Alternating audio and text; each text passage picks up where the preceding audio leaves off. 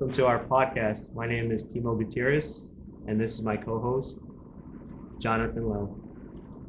And today our topic is going to be about why record labels have bad business relationships with artists.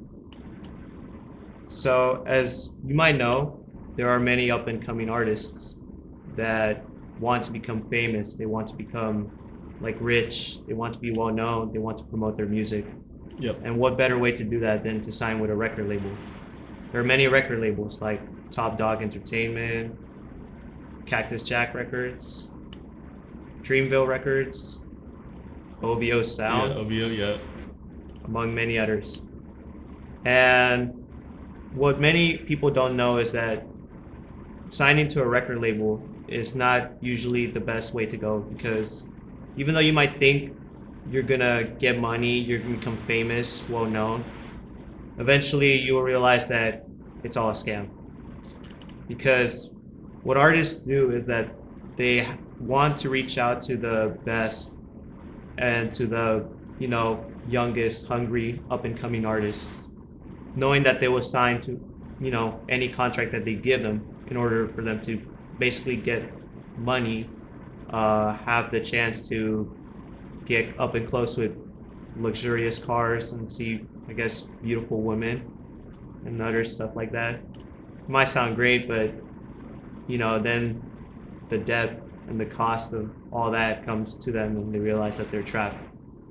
And so usually when artists join a record label, they are presented contracts and they sign those contracts without actually reading the little print Yeah, that's the print on the contract. Yeah. And they have a lawyer that they usually have next to them, and they basically simplify those contracts.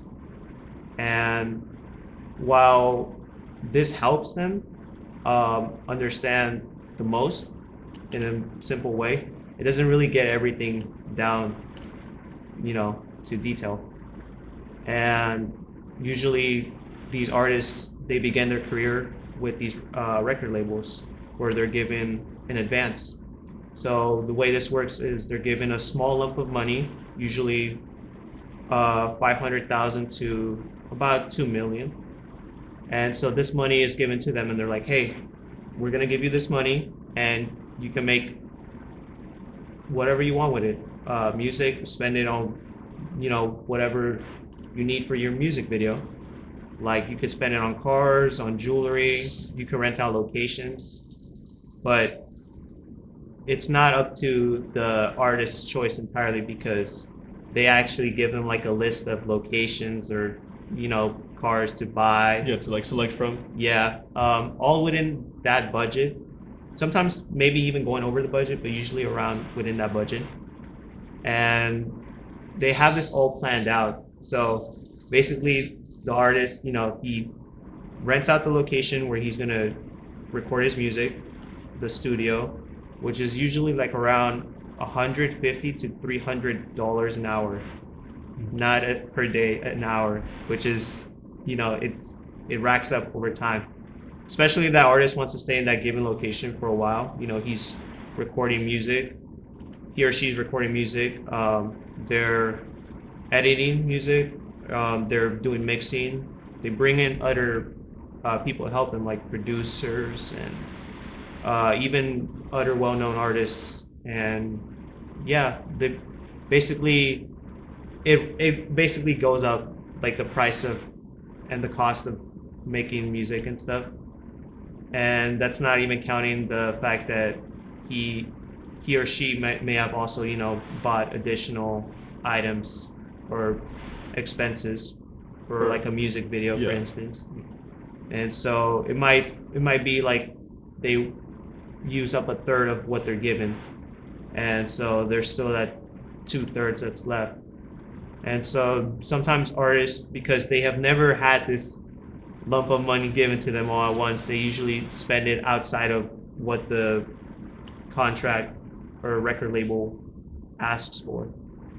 And yeah, they basically go into debt, and then eventually they come back to the label and they're like, hey, I need more money for my for my music, Yeah, for me music for video. me to make, more music or better quality, or I need more money to buy more expenses and stuff like that. And the record label is like, fine, we'll give you more money, but you have to deliver us uh, with our music. And so, they eventually, like, they do push out their music, and then you also have to consider the fact that they have to market their music. So usually the record label or the artist as well, they hire a marketing team and they push out their music through the radio, through streaming services, like through ads. For instance, if you have like a freemium account with Spotify, after like 30 minutes, an hour, you get those ads, Yeah, and then they basically talk about an artist's. and sometimes it's like even announcements. Even premium users, they still get like some announcements, but they can close it, but they still get like some ads at the top. Yeah, yeah, and like those ads usually like they promote like an artist's like up and coming album or like their mixtape or something like that. And people might listen to that, they might they might tap in and like, hey, this sounds good. I Yeah, might share like this with my friend, and then eventually that's how the music becomes like popular, like it trends. And yeah, so then like those numbers go up, and then like those numbers are reported back through the, like, for instance, Billboard. Like many like record Billboard labels 200 look and at stuff. that, Yeah, see how successful that is. even like notifications can help, and like sometimes they could create like your own playlist, like a rewind or whatever. Yeah. Like the DJ on Spotify, Oh sometimes yeah, they could yeah, give you like new upcoming artists yeah, and yeah, help like promote the upcoming artists. yeah. And like eventually they get the sales in that the record label is asking for, and then they're like, hey, we can give you more money this time for you to make not only more music but better quality music. So instead of you going to this area for you to make your music, like this studio, you're gonna go to this better studio where there's better equipment, um, sometimes state of the art, and it's very very nice room. It might be in a penthouse or in another like mansion or something like that. And so basically they're like, yeah, sure, I'm gonna do it. I'm getting this much money. Like it might go from like 2 million, like a million to 2 million to like 5 million, and then like eventually the process keeps going, Yeah, and they actually become like they're in debt basically. Like their debt like rises up, and so eventually they realize that they've been like scammed basically. yeah, They've been finessed. And so because of that, like um artists, like they try to switch to other like record labels, and while some might be better than others, they're not they're not doing like anything different. They're basically pushing the same agenda, because record labels, they try to make their own money, and through whatever means.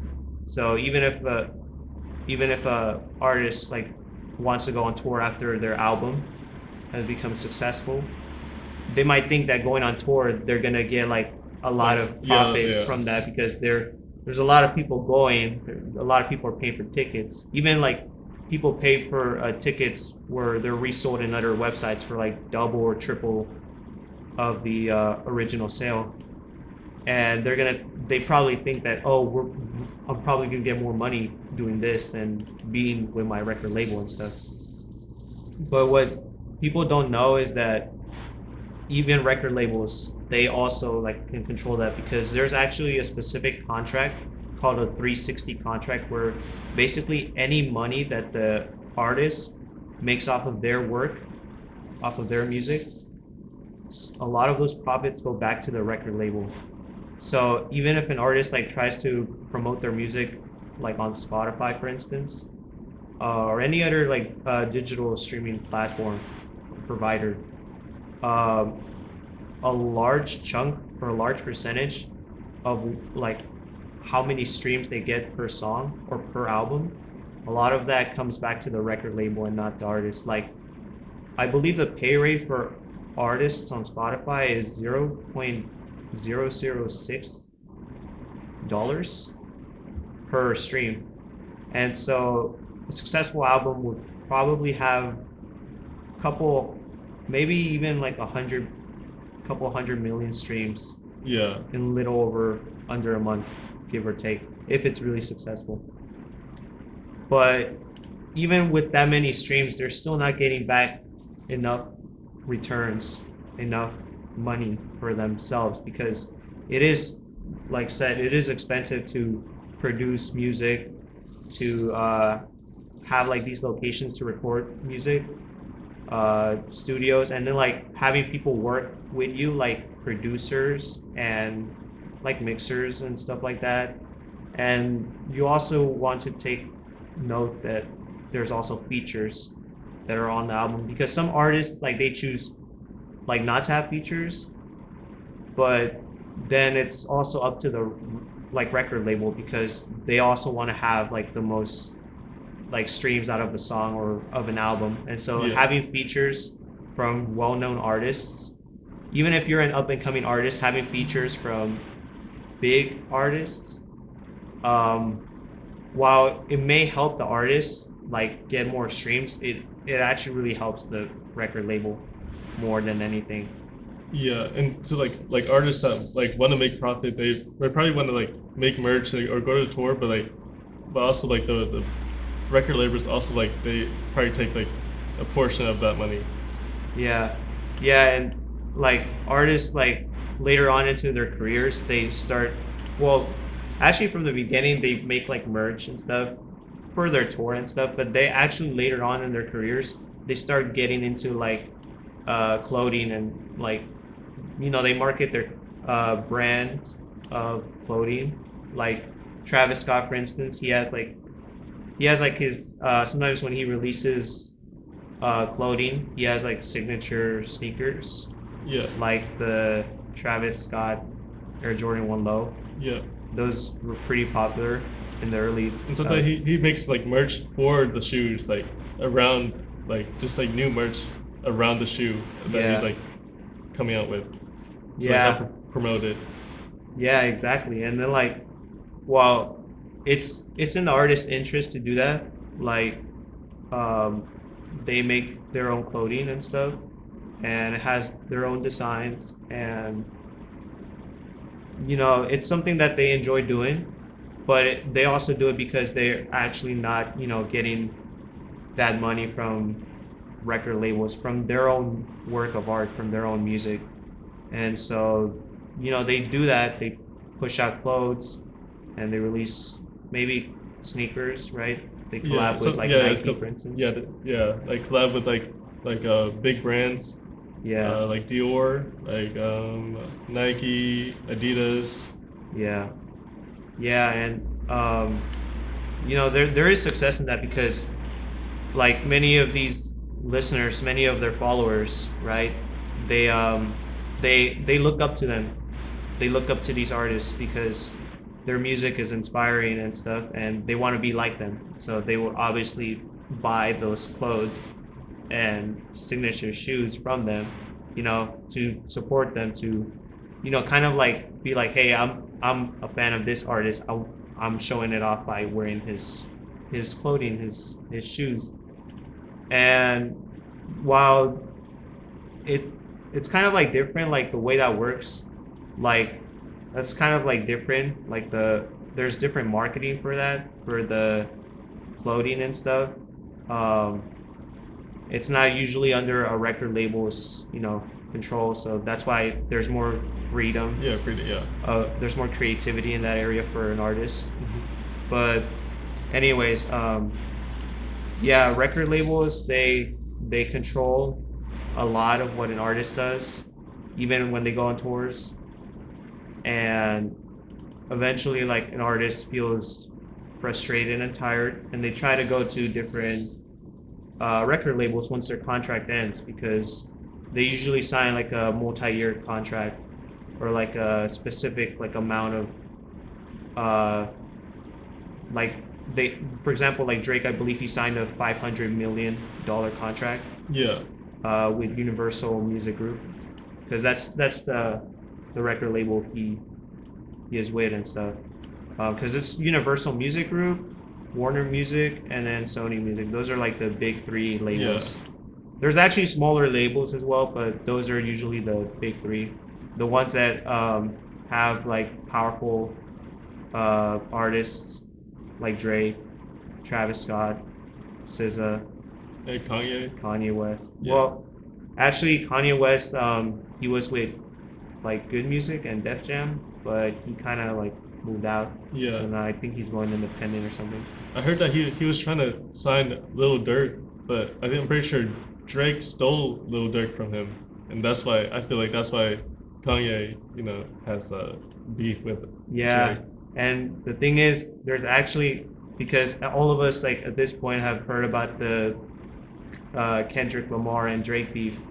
How well that's actually been going on for several years, and it's a normal thing in the hip hop world for artists to beef with other artists, to basically release songs and music, and they're like, hey, like you're hiding this and that and stuff, and you're doing this and that, Yeah, these and you're not who allegations. you think you are and Yeah. stuff.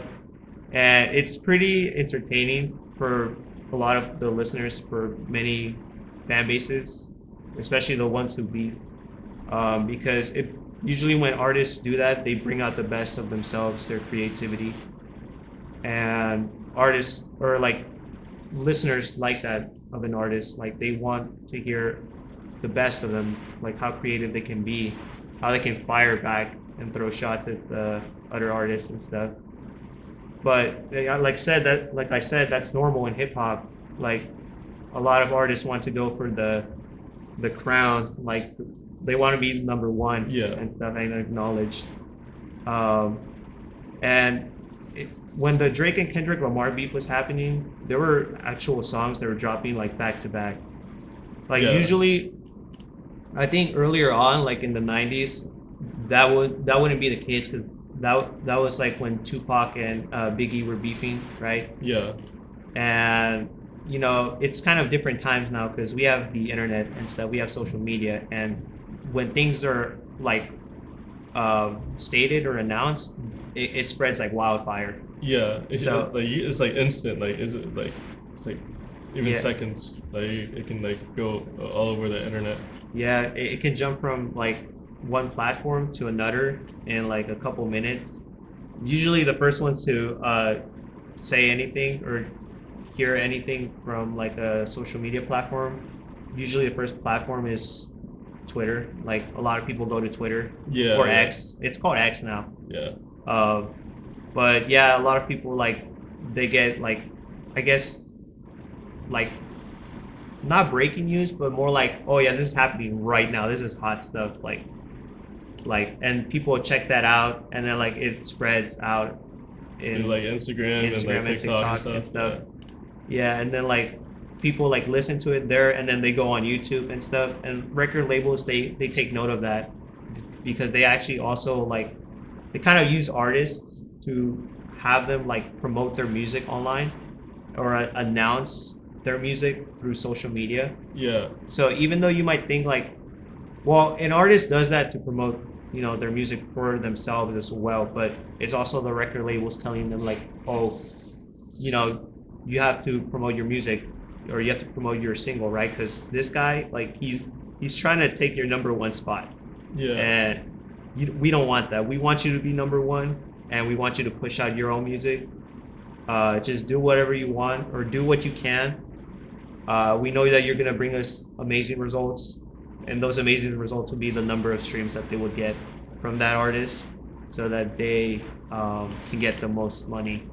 So Yeah. basically, it all started with Kendrick dissing Drake on Future and Metro Boomin's Like that. album "We Don't Trust You." Yeah. Yeah, and it was pretty big because Kendrick doesn't usually go, fire shots like that. Like, basically for the past half decade, they've been, or over almost close to a decade actually, they've been beefing, but like doing subliminal, like messages or disses in their songs. And so it wasn't really like full force until now. And so Kendrick calling Drake out for leaving him behind, for just usually it was always Drake, J. Cole, and Kendrick that were considered the big three, but because Drake and J. Cole were over there being friends on tour, Yeah. and they're kind of leaving Kendrick behind. He felt pretty bothered by that. So Yeah. I mean, And of course he would fire a shot like that. yeah, and then like after Drake heard the diss, I feel like what was it, like a week or two, uh, his his diss track got leaked. I forgot where, probably like on Twitter. It was called Push Ups, and then like after like 3 days after being leaked, he actually posted it on Spotify. Like I'm pretty sure it was like 9 in the morning. Like it was like on a Friday maybe, and then like it just like blew up. Yeah, it blew was, up. like it was literally fire though. It blew up. It was actually pretty good. It was pretty good response. Yeah. But yeah, like we don't usually see that happening and stuff. And secretly behind all that, the record labels they were telling him to like, hey, you gotta respond back because we know this is gonna be big, and you're gonna go big if you do things well. You gotta like make your own music and stuff, you know. And yeah, it went big, right? Like he responded back and stuff. And obviously on the other end, Kendrick, he had to fire back. Yeah, fire but back, yeah. not because of a record label, because actually Kendrick kind of has his own record label as well, and same with Drake. But there's also like bigger record labels. Yeah. So they have their own smaller record labels, and then there's larger record labels that they're under with contracts, right? Mm-hmm. And Kendrick, he fired back just because he has to defend his position as supposedly number one. Yeah. And he did fire back. He released a song called Euphoria, a diss track. Yeah. It was also pretty well received. Yeah, it's pretty heated. And I think this happened like around 2 weeks ago, actually. Yeah. Right. And then a leaked drop. I'm pretty sure Kanye, he did a remix of Like That with Kendrick. Yeah. And he posted on his website, but it actually got taken down by, I'm pretty sure, by Sony, the record label. Yeah. So I think he just posted his own verse and like on his website that you could download. Yeah, and I forgot about that actually, because like Kanye, he or Ye, he likes to be called Ye, but we'll just call him Kanye just because a lot of people know him as Kanye. But yeah, I forgot about that because see, like that was actually doing really well, number wise. It was like on the Billboard Hot 100, and I guess Kanye wanted to jump in on that beef as well. And Yeah. like, Also J. Cole also switched. He apologized to Kendrick, and joined Metro's side of his album. It was called like Might Delete Later, or like he made his own album. Yeah. I also forgot about that too. Like J. Cole, he also released his. It was like a mixtape, I think, well, it was kind of looked at as a mixtape, but it was actually an album. Yeah. It says there that it's an album. It's called Might Delete Later. Yeah. He actually deleted what was it? It was a diss track to Kendrick, right? Oh yeah. It was a And he diss track to deleted it. Kendrick. It was called 7 Minute Drill. Yeah. Yeah, 7 it was. Drill. It was the last song off of his project, and it wasn't 7 minutes. It was 3 minutes. Yeah. But still, it was a pretty good diss, pretty solid. But he did apologize later. He was like, hey, he apologized to his fans at his Dreamville festival, and he was like, hey, I'm sorry, that wasn't like, I feel bad about that and stuff, like, and he apologized to Kendrick. Yeah. And while many like at that moment, many people didn't really like that move because they're like, hey, J. Cole, you're not being real. Like, you're not being like, hey, you really wanted to, diss Kendrick. Like, you had to be real. Like, if you really wanted it, if you really wanted to go like against Kendrick, this is you did it, right? So why are you backing off now and stuff? And many people basically kind of lost some respect right there at that moment for J. Cole. Yeah. But little did we know that things were gonna get more, escalated as the weeks went on, because back to with Kendrick and Drake, yeah, those guys were beefing, right? So after Drake dropped his track Push-Ups and Kendrick dropped Euphoria, um, I believe, Drake dropped Family Matters. yeah, but before that, Kendrick dropped on a Friday. He dropped 616 in LA. Yeah, And actually, that track isn't talked about a lot now, but when it came out, it was really popular yeah, because it was like, oh, damn, Kendrick is actually like releasing music, right? Like, he's releasing like several diss tracks, and like Drake is obviously gonna fire back. And yes, he did. Drake fired back with Family Matters, and there's actually a music video for it as well. yeah. It's like there's like some like Easter eggs, like it's like hidden like funny moments, I guess you could say, that Yeah. like relates to what he said, what Kendrick said about Drake. Yeah, and then like my favorite part of the music videos, you see Kendrick Lamar's like band, the one in Good Kid, Mad City, being literally crushed like that, Yeah, and I was it was really like it was a really well shot music video, but like it makes me think that if Drake was the one with the idea, or was it like the record labels, right? You ever I feel like it was Drake's idea, but like also like he gave someone fake information that was sent to Kendrick to, and he posted it like as a thumbnail to as like I forget which diss track it was, but like it was something about his dad. oh Yeah, and then he removed it. It's now it's just black because it was fake. Because yeah like yeah, I forgot what for what it was for a diss track, right? yeah. Yeah, but I forgot which one actually. But anyways, like I said, like he dropped Family Matters, and then like literally half an hour later, Kendrick drops what was it diss track? I It forgot the was name. it was basically like the cover for it. It was 616 in LA, but it was like extended. Oh, it was called Meet the Grams. Oh, Meet the Meet the Grams. Yeah, Grams, yeah, yeah. It was basically like the 616 in a LA cover, but it was actually the whole picture, and you could see like items of Drake's like receipts and stuff like that. yeah. And basically, Kendrick was calling out Drake for like hiding a child and other things and stuff. Yeah.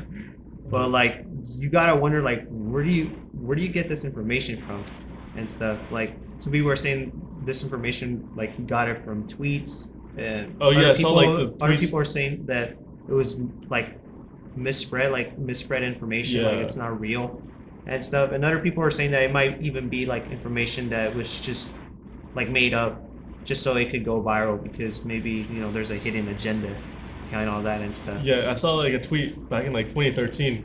Kendrick may say he said like I've been planning this stuff since I was like 13. Like, and then there's like tweets out there like back in like 2016, 2017 of people saying the lyrics of what he said, like um, for example, like OV and then like what else?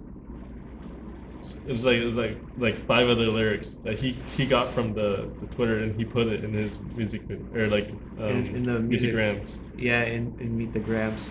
And yeah, I could see why fans would be bothered by that. Like, you're kind of using like what we said already, but like, I mean, I'm pretty sure that like he kind of knew that artists, or like not artists, people said stuff like that already. But like, you can't stop him because like it's Kendrick. Like he can say the same thing that somebody else said, but he can say it in his own way. Like, and it worked at that time and stuff.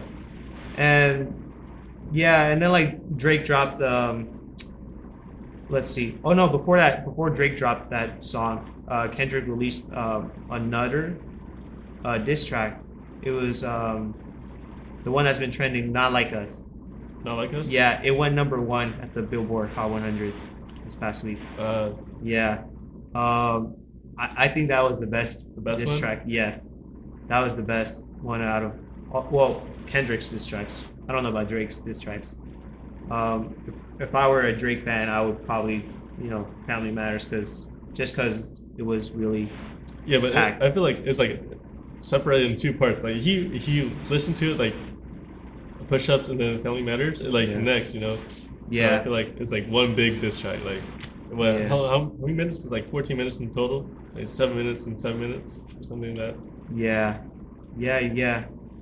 And yeah, I think Not Like Us, like it was, like I said, well received, and it did big numbers and stuff. And man, I wonder what like the record labels are like thinking right now. Like those guys are pretty happy right now with the results. Yeah, And Drake did drop the Hard Part 6, I believe that's what it's called. That was like the final diss track of his.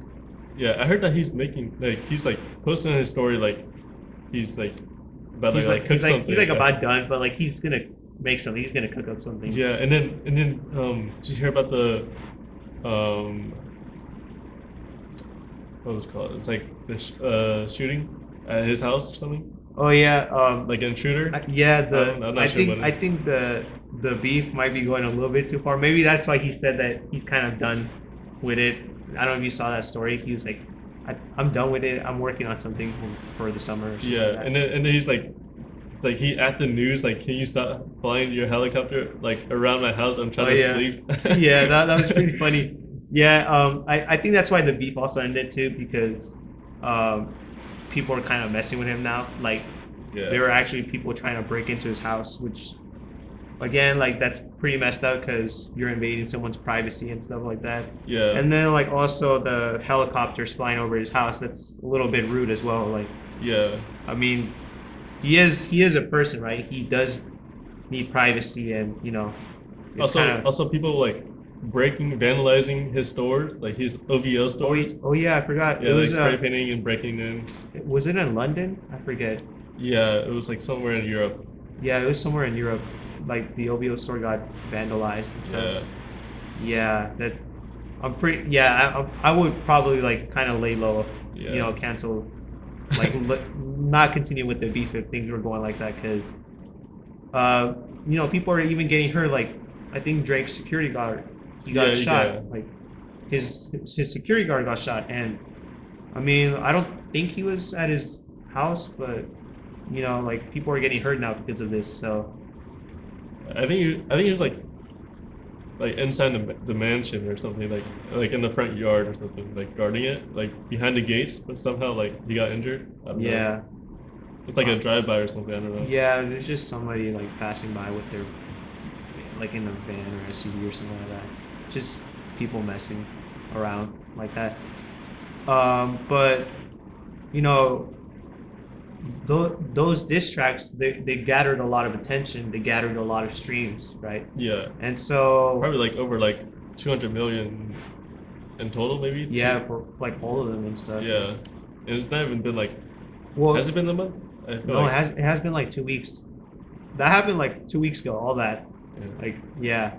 Um, but yeah, they went big in a lot of you know countries and platforms and stuff. And so if going number one like that, you're getting a lot of streams, you're getting a lot of return, right? But Yeah. like said, it's not gonna go to the artist. It's gonna go I to suppose the it- record Yeah, labels. yeah, mostly. And so artists like they don't they're kind of getting tired, especially people who have been in the game for quite a while. They have done several contracts. They've gone to different record labels, and they've met artists, right, of different categories, of different backgrounds, different experiences, and they see who stays and who doesn't. So usually, the ones who stay are the ones who are actually have a plan, like ahead in the future. Like yes, they stay with record labels. They did several albums or music under that label.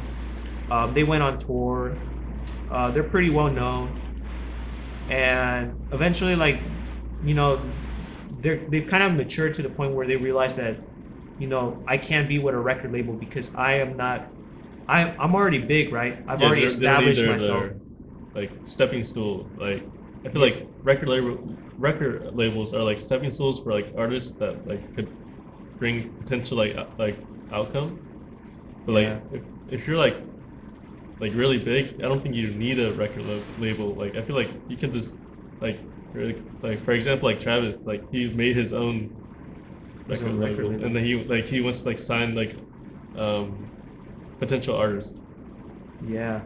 Yeah, and you know, like those big artists, they now have they own their own labels, their own Yeah, record labels. And even though it's not as big as, you know, Universal or Sony or Warner, yeah, it's better for them to have more ownership and control over their music, over who they work with and how they work with their music. And I think like like you said, record labels are like a stepping stool for an artist, usually for an up and coming artist. yeah, So they sign contracts, and so as long as the artist, you know, he knows what he's going into, and he signs a specific contract where he understands what he's signing. Um, you know, there should really be no problem. But like, you know, me, if I were an artist, I would not be signed into a record label or under a record label for long. Like, yes, it would help boost myself. Like, it would make me more recognized and well known. But it's yeah, not something I can rely on. Like, I can probably only sign a contract for probably like 4 or 5 years with a record label, and maybe I can. I wouldn't stay at one record label specifically. Like, you know, artists have to try different areas, different record labels. yeah. I feel like a good way to promote like to promote yourself is like through social media, like TikTok, for example. Yeah. Like for example, like Ice Spice, I think she got like blown up right, on TikTok and like Yeet. For some reason, I'm pretty sure Sony like they removed all their music, they like copyrighted it. Oh yeah, yeah. Because on TikTok, like like record labels look at how social media is used, and a lot of music from up and coming artists, like that's heavily promoted on social media, especially on TikTok, where record labels have like deals with like those social media companies and stuff like hey, we have like we're Universal, right? We want to have our artists, you know, like their songs and stuff like that on your app so people Yeah, can use it for yeah, their yeah, videos. Like, is that okay? Is that cool with you? And yeah, they're like, yeah, that's cool, and like they agree and they sign a contract and stuff. But it's a contract that doesn't, you know, it has to expire at some point. So if once the contract expires, if it's not renewed, then the music is pulled off of TikTok, for instance, off of the social media. And so many people like, I think this happened earlier this year. The contract for Universal Music Group, it expired, and so like, you know, all the music that was on there from many artists under that record label, it got like pushed out, like it was not available, mm. and some of the videos actually said not available in your country as well.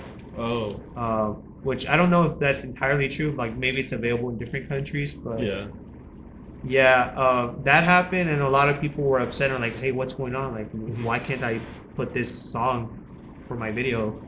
Yeah, And like people were addressing the issue on TikTok and other social media platforms. They're like, well, yeah, because like their contract with Universal Music Group, and I'm not sure if it was Sony as well, but definitely Universal Music. Like, yeah, that expired, and they had to renew it. Otherwise, we're not gonna have that music on there and stuff. But I believe they're in a contract right now where, you know, they're renewing the like that contract with Universal and TikTok. mm-hmm. So Yeah, that music might go back actually, back on the platform. But like record labels, they, you know, they, like I said, they use social media not only, you know, to promote an up and coming artist, but to get uh, as many listens mm-hmm. or as many profits from those many listens. Um, and like, you know, like, yeah, an artist doesn't really like know uh like agendas of record labels completely and stuff, but what they can do is that they can try to provide their own solutions. Um, like for example, James Blake. I don't know if you know James Blake. He has his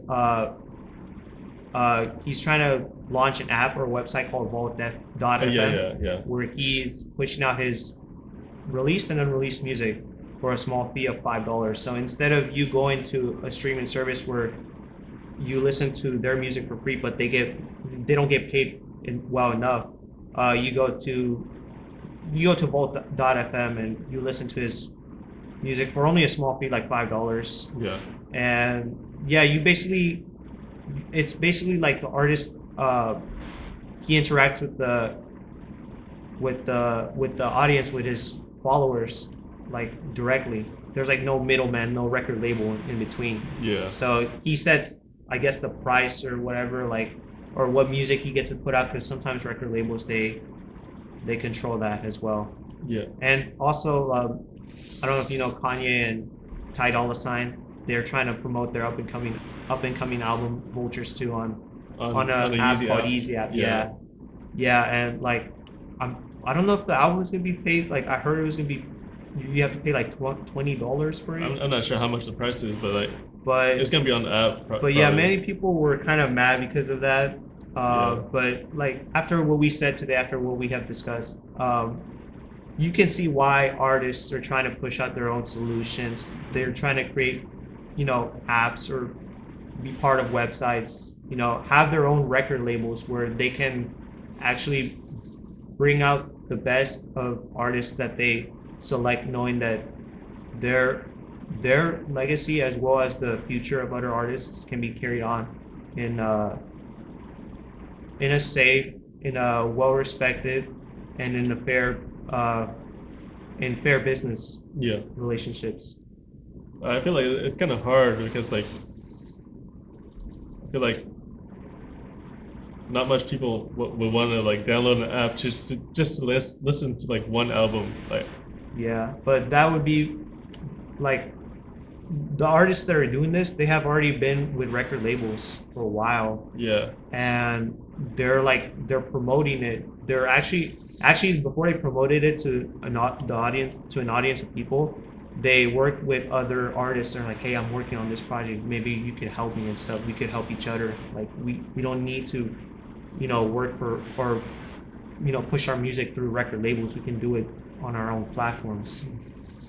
And then those artists, they also bring out other artists, up and coming artists, like they're featured on that music, but Yeah. only if you pay for like a small fee, will everyone really benefit. So I think $5 seems fair, but $20 might be a bit overpriced.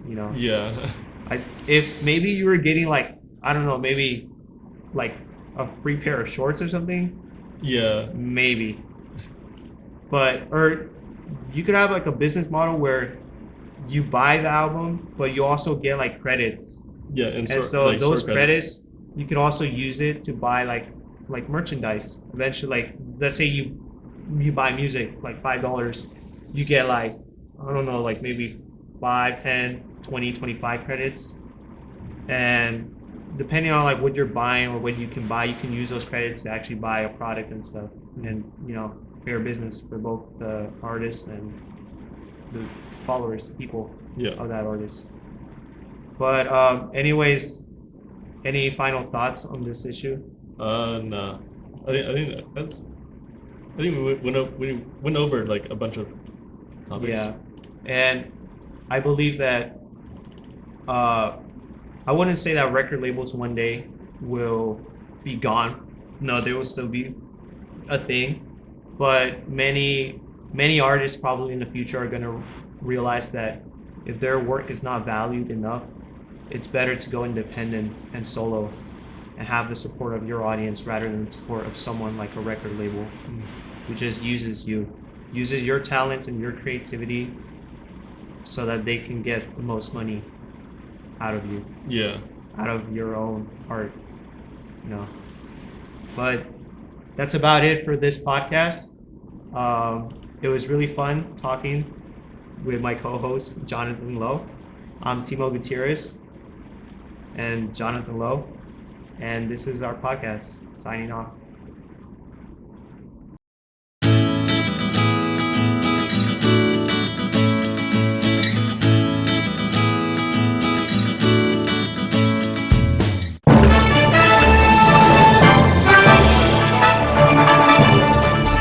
The exponential growth from the program from my first year to my third year now, that's what keeps me coming back and keeps me excited and just like fulfills me as a person. It's so impressive, and we every time we walk in here, you guys are doing something different. It's great. It's nothing but opportunities here, and we have sports to cover, we have the equipment. Because the more ambitious you are, the more opportunities you'll have. On-the-job training is huge. You get the hands-on experience. When someone asks who can do it, you know, you can raise your hand and say, I can do it. So joining the class was the best decision I ever made.